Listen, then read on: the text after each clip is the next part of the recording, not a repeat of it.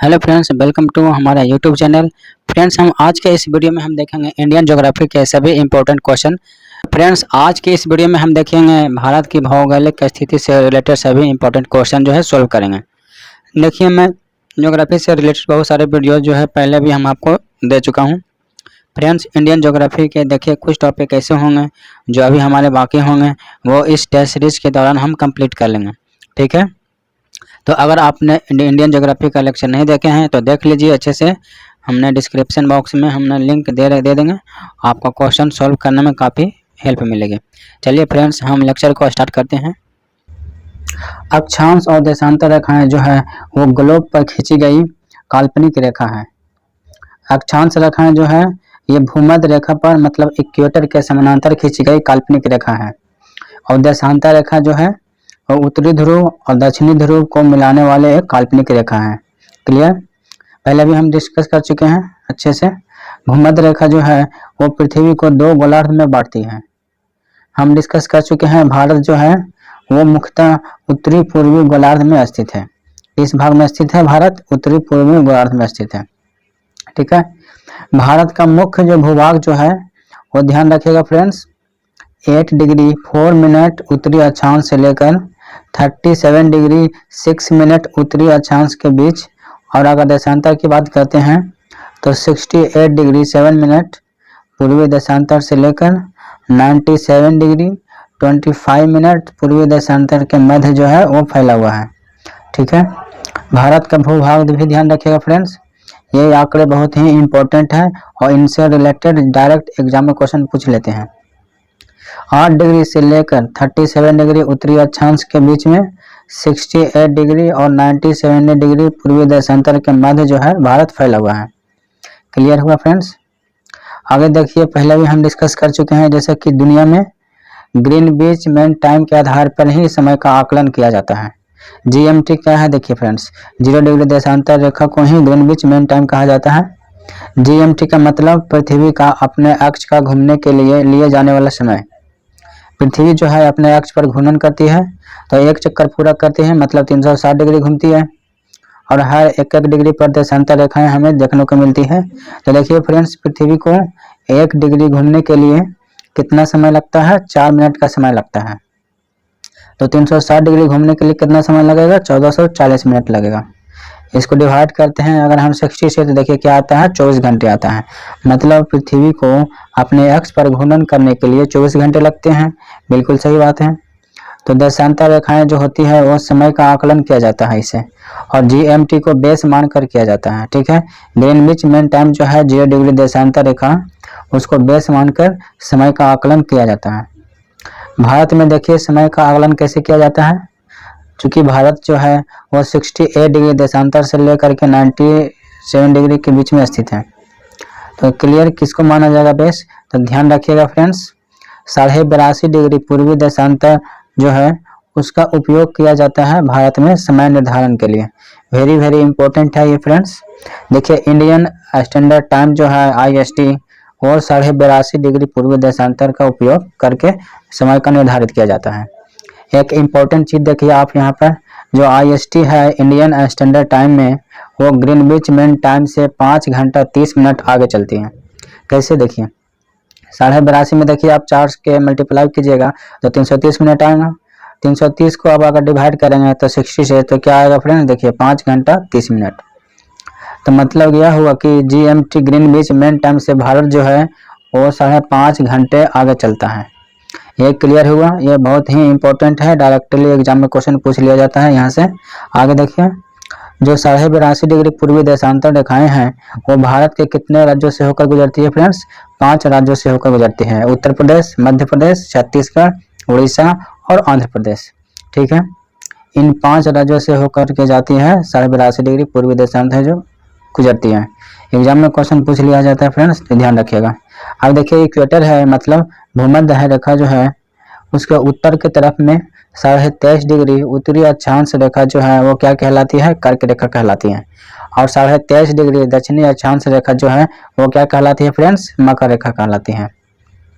तो 23.5 डिग्री उत्तरी अक्षांश रेखा जो है वो कर्क रेखा वो भारत के मध्य से होकर गुजरती है और भारत के 8 राज्यों से होकर गुजरती है। कौन कौन से?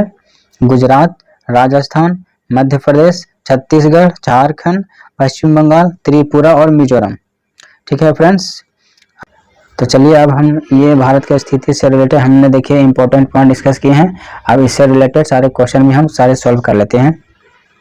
भारत की मुख्य भूमि की दक्षिणी सीमा है। जैसे कि मान लीजिए ये भारत है, तो इसकी दक्षिणी सीमा की बात की जा रही है। तो यहाँ से लेकर के यहाँ तक मतलब अक्षांशों के बीच की बात होगी।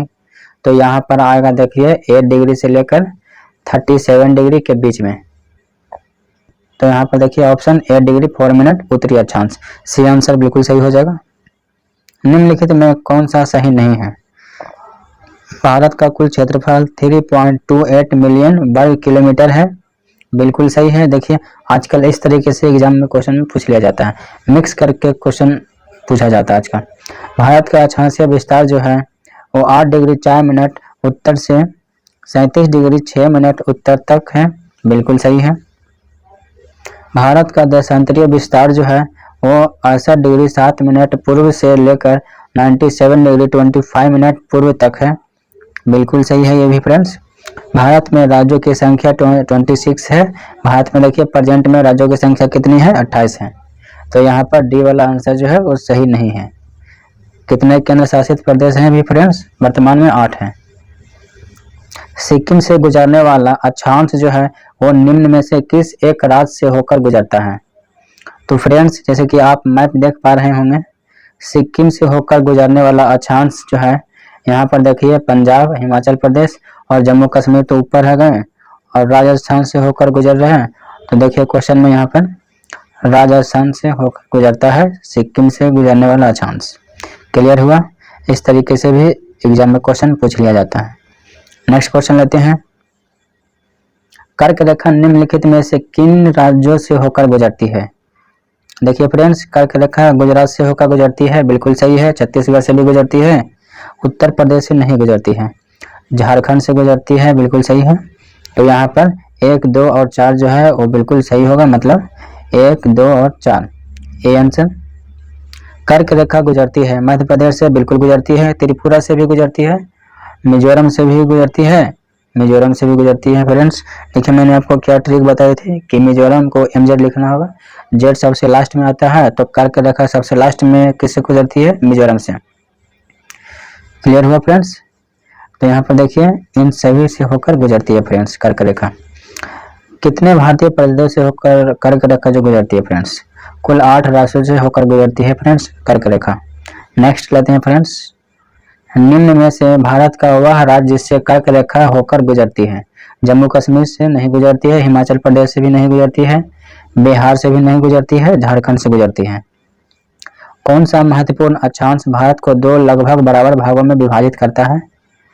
तो फ्रेंड्स कर्क रेखा 23.5 डिग्री उत्तरी अक्षांश, डी आंसर हो जाएगा फ्रेंड्स। निम्न में से कौन सा राज्य कर्क रेखा के उत्तर में स्थित है? देखिए इस तरीके से भी क्वेश्चन एग्जाम में पूछे जाते हैं। कर्क रेखा के उत्तर की तरफ कौन सा राज्य स्थित है, यह सब पूछा जा रहा है। झारखंड कर्क रेखा पर स्थित है, मिजोरम भी कर्क रेखा पर स्थित है, त्रिपुरा भी कर्क रेखा पर स्थित है और मणिपुर जो है वो कर्क रेखा पर स्थित नहीं है। क्लियर हुआ फ्रेंड्स? यहाँ बी आंसर हो जाएगा, मणिपुर जो है वो कर्क रेखा के उत्तर में स्थित है। चलिए अगला क्वेश्चन हम लेते हैं फ्रेंड्स। जब भारतीय मानक समय पर अर्धरात्रि है, एक स्थान पर सुबह का 6 बजा है, उस स्थान की स्थिति जिस देशांतर पर है वह है? देखिए काफी इंपॉर्टेंट ट्रिकली क्वेश्चन है फ्रेंड्स। भारतीय मानक समय पर अर्धरात्रि हो रही है, मतलब 82.5 डिग्री के वैल्यू कितने दे रखी है फ्रेंड्स? रात को 12 बज रही है वहां पर। क्लियर? एक स्थान पर सुबह का 6 बजा हुआ है। यहाँ पे देखिए एक स्थान पर सुबह का 6 बजा हुआ है, तो दोनों को बीच में देखिए डिफरेंस कितना आ गया फ्रेंड्स? 6 घंटे का। 6 घंटे अगर इसको हम मिनट में कन्वर्ट करते हैं तो 60 से मल्टीप्लाई कर दीजिए तो कितना आ गया? 360 मिनट आ गया। अब देखिए पृथ्वी को 1 डिग्री मूवमेंट करने में 4 मिनट का समय लगता है, ठीक है। तो पृथ्वी 360 मिनट में कितने डिग्री का मूवमेंट कर लेगी? निकाल लेते हैं, डिवाइड कर दीजिए 4 से, तो कितना आ गया? 90 डिग्री। समझ में आया आपको? 90 डिग्री का जो भी है मूवमेंट कर लेगी 360 मिनट में। तो यहाँ पर देखिए यहाँ पे प्लस कर लीजिए 90 82.5 डिग्री में, तो कितना आ जाएगा फ्रेंड्स 172 डिग्री एंड 30 मिनट। मतलब यहाँ पर 172 डिग्री और 30 मिनट पूर्वी देशांतर पर वो स्थान जो है स्थित है। बी आंसर यहाँ पर बिल्कुल सही होगा फ्रेंड्स। समझ में आ गया होगा फ्रेंड्स। ये क्वेश्चन बहुत ही अच्छा क्वेश्चन है। इस तरीके से एग्जाम में देखिए आजकल क्वेश्चन जो है पूछे जाने लगे हैं। यदि भारतीय मानक समय पर दोपहर का 12 बजा है तो 120 डिग्री पूर्वी देशांतर पर स्थानीय समय क्या होगा फ्रेंड्स। तो फ्रेंड्स देखिए यहाँ पर 182 डिग्री की जो वैल्यू दे रखी है कितने 3 का जो है 12 बजा हुआ है 182 डिग्री का वैल्यू।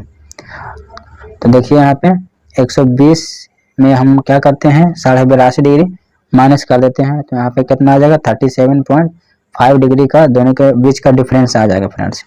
और 1 डिग्री देखिए मूवमेंट करने के लिए 4 मिनट का समय लगता है, तो 37.5 डिग्री मूवमेंट करने के लिए निकाल लेते हैं 4 का मल्टीप्लाई कर दीजिए कितना हो जाएगा 150 मिनट आ जाएगा फ्रेंड्स। 150 मिनट को देखिए हम इसे घंटे में कन्वर्ट कर लेते हैं तो कितना आ गया 2.5 घंटे हमारा निकल के आ गया फ्रेंड्स। मतलब 12 बजे है तो 2.5 घंटा ऐड कर दीजिए यहाँ पे 2:30 मतलब 14:30। बी आंसर यहाँ पर सही हो जाएगा फ्रेंड्स। ठीक है, आपको ये क्वेश्चन समझ में आया होगा। देखिए किस राज्य से भारतीय मानक समय की देशांतर रेखा नहीं गुजरती है। तो देखिए आंध्र प्रदेश से होकर गुजरती है, छत्तीसगढ़ से भी गुजरती है, महाराष्ट्र से होकर के नहीं गुजरती है फ्रेंड्स। सही आंसर हो जाएगा उत्तर प्रदेश, मध्य प्रदेश, छत्तीसगढ़, उड़ीसा और आंध्र प्रदेश से होकर इन 5 राज्यों से होकर गुजरती है भारतीय मानक समय की देशांतर रेखाएं। ठीक है, चलिए अगला क्वेश्चन लेते हैं। देखिए अगला, निम्नलिखित में से कौन सा भारत का प्रामाणिक मध्यम रेखा IST कहलाता है। Indian standard time. तो 82.5 डिग्री पूर्वी देशांतर रेखाएं क्या कहलाती है फ्रेंड्स, भारत की प्रामाणिक मध्यम रेखा। डी आंसर होगा फ्रेंड्स। भारतीय मानक समय IST एवं ग्रीनविच मध्य समय GMT में कितना अंतर पाया जाता है फ्रेंड्स। तो फ्रेंड्स देखिए भारतीय मानक समय जो है वो डिसाइड किया जाता है 82.5 डिग्री पूर्वी देशांतर से। ओके, 1 डिग्री देखिए पृथ्वी को घूर्णन करने के लिए कितना समय लगता है 4 मिनट का समय लगता है। तो 82.5 डिग्री देखिए घूमने के लिए कितना समय लगेगा, इसमें मल्टीप्लाई कर दीजिए आप 4 का तो आ जाएगा 330 मिनट। इसको अगर घंटे में डिवाइड कीजिए तो आ जाएगा कितना 60 डिवाइड करने के बाद आ जाएगा 5.5 घंटे आ जाएगा फ्रेंड्स। तो भारत जो है वो 5.5 घंटे जो है वो आगे होगा, पीछे नहीं होगा। तो ये चीज़ भी हम पहले भी डिस्कस कर चुके हैं, तो आपको ये क्लियर होगा पॉइंट्स। भारत का सुदूर पश्चिम का बिंदु है। तो भारत का जो मैप है उसमें देखिए पश्चिम की तरफ सबसे लास्ट में कौन सा बिंदु है। तो देखिए यहाँ से यहाँ तक हमने डिस्कस कर रहा था 68 से लेकर के 97 डिग्री पूर्वी देशांतर के बीच में स्थित है। तो 68 डिग्री और 7 मिनट तो सभी में है फ्रेंड्स। और यहाँ पर देखिए यहाँ पर पश्चिम की तरफ में सबसे लास्ट जो स्टेट आता है वो आता है कौन सा, गुजरात। तो यहाँ पे डी आंसर जो होगा सही होगा। आगे देखिए हम इसी चीज़ को डिस्कस करने वाले हैं, भारत के दूरस्थ बिंदु कौन कौन है। तो भारत के दूरस्थ बिंदु को हम डिस्कस करेंगे फ्रेंड्स नेक्स्ट वीडियो में। आज के लिए इतना ही रहेगा फ्रेंड्स।